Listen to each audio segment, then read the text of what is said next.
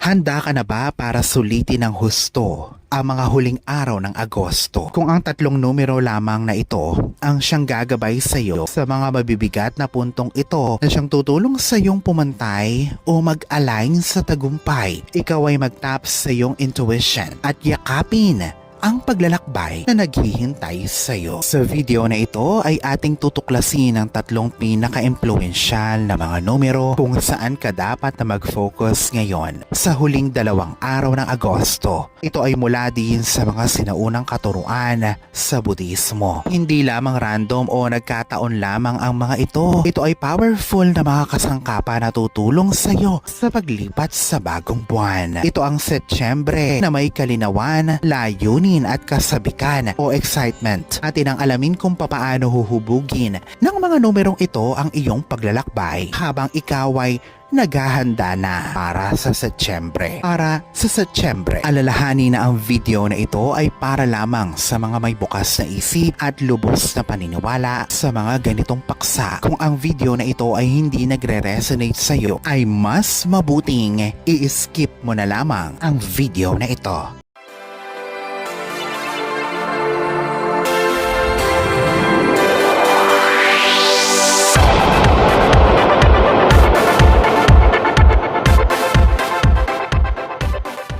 Una, ang number 88 ay enerhiya ng tagumpay at prosperidad. Ang 88 ay isang powerful na simbolo ng tagumpay at prosperidad na kumakatawan sa enerhiya ng kasaganahan, pagkamit ng tagumpay at financial stability. Sa numerology, ang 88 ay kinokonsidera na isang master number na siyang nagpapalakas sa vibration ng numero 8 na associated sa kayamanan, autoridad, at ang manifestasyon ng mga layunin. Kapag nadoble ang impluensya ng 8, ito ay nagiging potent. Ito ay mas nagiging potent o mas malakas. Na siyang ginagawang ang 88 ay isang numero na malakas na nagre-resonate sa mga material at pinansyal na aspeto ng buhay. At ganoon na din ang malawak na konsepto ng pagkamit ng tagumpay, ng pagkamit ng katanyagan. Anumang endeavor, ang number 88 ay hinihimo ka na mag-focus sa iyong mga ambisyon na magkaroon ng malinaw at determinadong mindset. Ito ay isang numero na siya nagsasabi ng kapangyarihan ng pagiging masikap, masipag, at may kaparaanan sa pag-iisip na makamit ang iyong mga layunin. Ang numerong ito ay nagsusuhestyon na ang tagumpay ay abot kamay mo lamang. Ngunit ito ay humihingi ng dedikasyon, disiplina at pagiging praktikal upang gawing isang realidad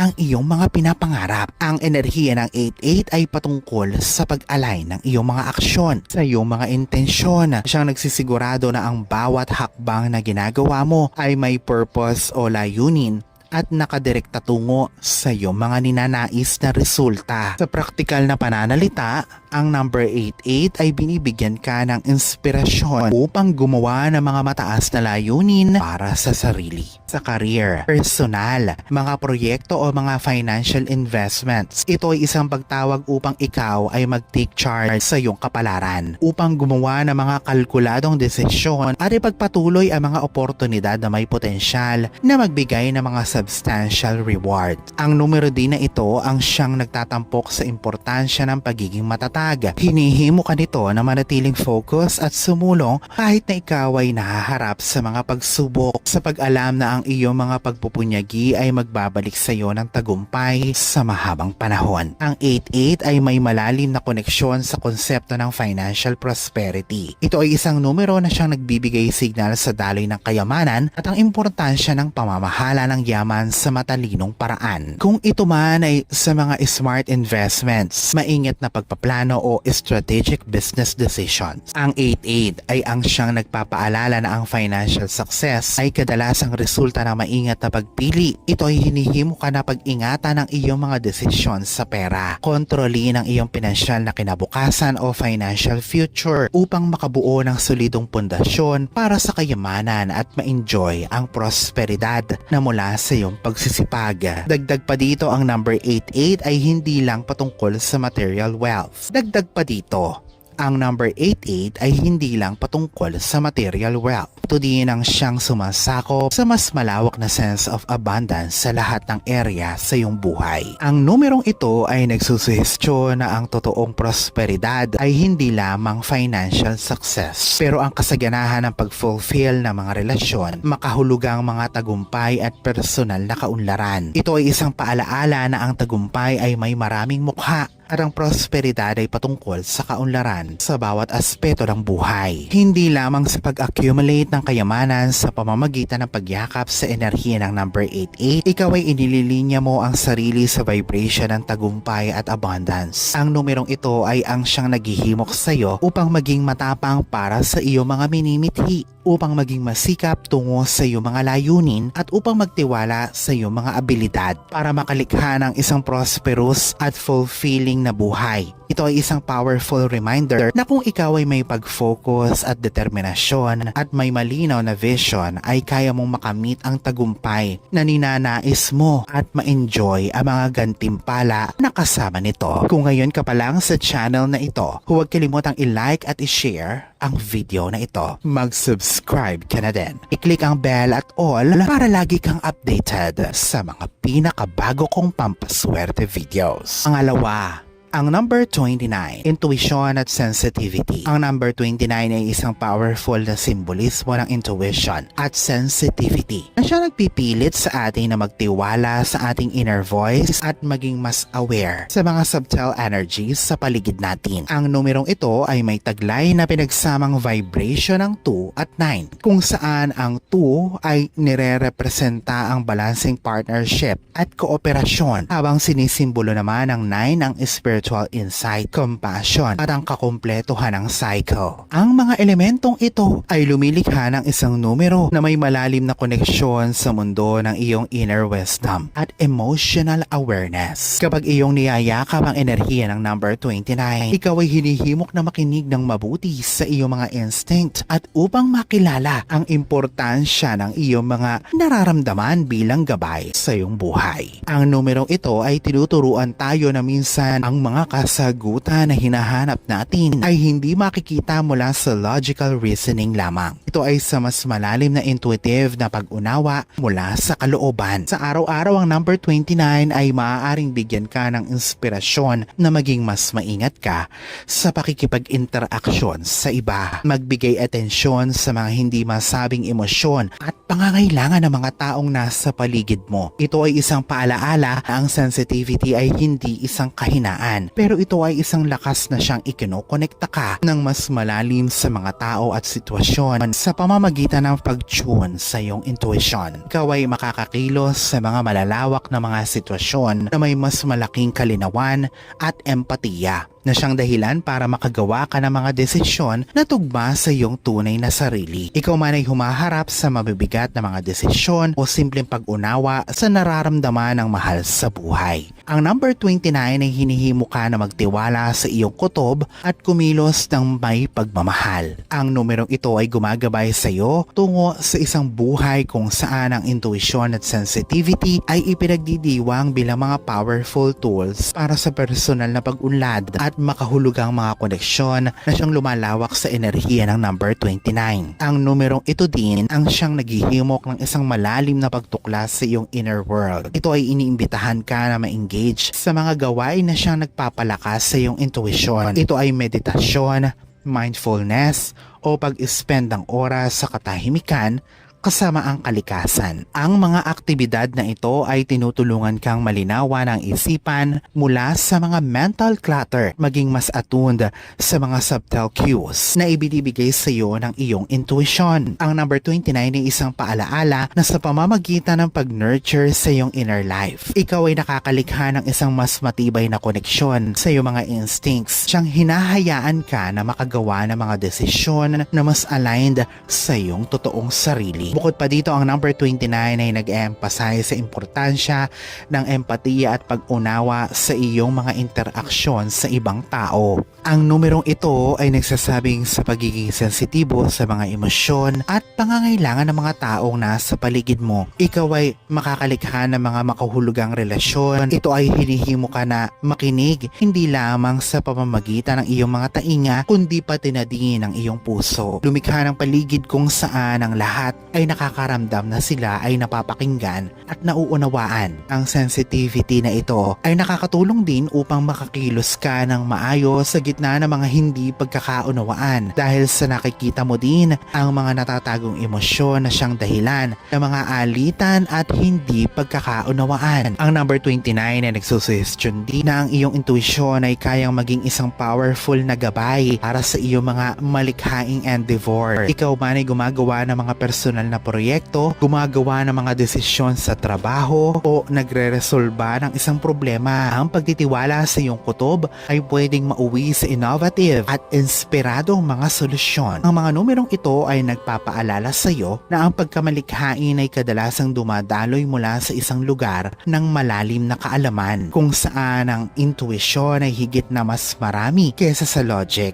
Ang number 29 ay isang gabay na kayang magsilbi sa panahon ng uncertainty o walang kasiguraduhan o sa panahong hindi mo sigurado kung anong landas ang iyong tatahakin. Ang number 29 ay hinihimo ka na tumigil saglit at makinig sa iyong inner voice. Tinuturuan ka nito na kahit na ang panlabas na kaganapan ay hindi malinaw, ang iyong intuisyon ay kayang makapagbigay ng kalinawan at direksyon na kailangan mo upang makasulong na may kumpiyansa. Sa pagtitiwala sa inner guidance na ito, ikaw ay ina-align mo ang iyong sarili sa mga natural na daloy ng buhay sa paggawa ng mga desisyon na sumusuporta sa iyong overall well-being at personal na kaunlaran. Ang number 29 ay patungkol sa pagyakap sa full spectrum ng iyong emotional at intuitive na kakayahan. Ito ay isang pagtawag upang igalang ang iyong inner wisdom, upang magtiwala sa iyong mga nararamdaman at upang magamit ang mga kasangkapan na ito upang makalikha ng isang buhay na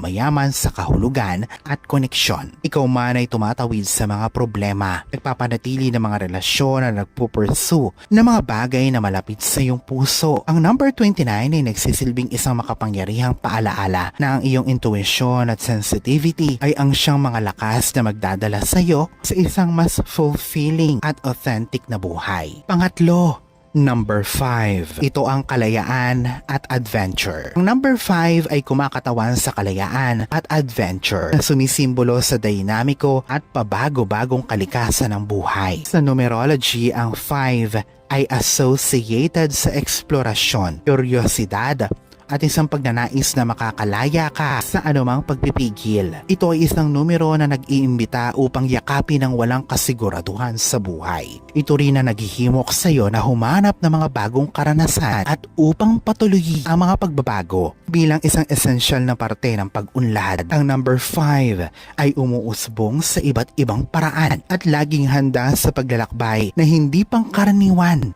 na siyang ginagawa itong isang powerful na impluensya para sa mga nasasabik sa mga bagong posibilidad. Ang essence ng bilang 5 o number 5 ay nakabase sa abilidad nito upang makapagbigay inspirasyon sa pagkilos sa pisikal at mental. Ito ay hinihimo ka na lumabas sa iyong comfort zone. Ang numerong ito ay patungkol sa pagtuklas ng iba't ibang landas, pagsubok ng mga bagong bagay at kawalan ng takot na mag-take risk. Nagpapaalala lamang ito na maging bukas ang isipan sa mga hindi inaasahan. Sa mga praktikal na salita, ang number 5 ay maaaring itulak ka sa pagpursue ng bagong paglalakbay sa mga lugar na ngayon mo lang nakita. Ito ay ang pagyakap sa pagbabago at pagtingin dito bilang isang oportunidad. Ang number 5 ay patungkol din din sa adaptability, ang magkaroon ng kakayanan na makapag-adjust sa mga bagong kaganapan na may kaginhawahan at kaligayahan. Sa pagpapanatili ng espiritu ng pakikipagsapalaran, ikaw ay makakatamo ng kaligayahan sa paglalakbay, hindi lamang sa destinasyon. Ang number 5 ay sumisimbolo din sa personal na kalayaan, ang abilidad na mamuhay sa iyong sariling mga patakaran sa buhay. Ito rin ang sumusubok sa iyo na makalaya mula sa mga limitasyon, ito man ay mula sa sarili o sa iba. Ang pagpapahayag ng iyong totoong sarili na walang takot. Ang numerong ito ay ang siyang naghihimok sa iyo na maging matapang sa iyong mga pagpili. Sundin ang kung ano mang nasa puso mo at lumikha ng isang buhay na siyang nagre-reflect sa iyong kakaibang mga pananaw. Sa pamamagitan ng pag-align sa enerhiya ng number 5, ikaw ay binubuksan mo ang sarili sa mundo ng mga posibilidad. Ito ay nagtuturo sa iyo na pahalagahan ang kalayaan at tingnan ang pakikipagsapalaran bilang isang mahalagang parte ng pamumuhay. Ikaw man ay tumutungo sa isang bagong paglalakbay o simpleng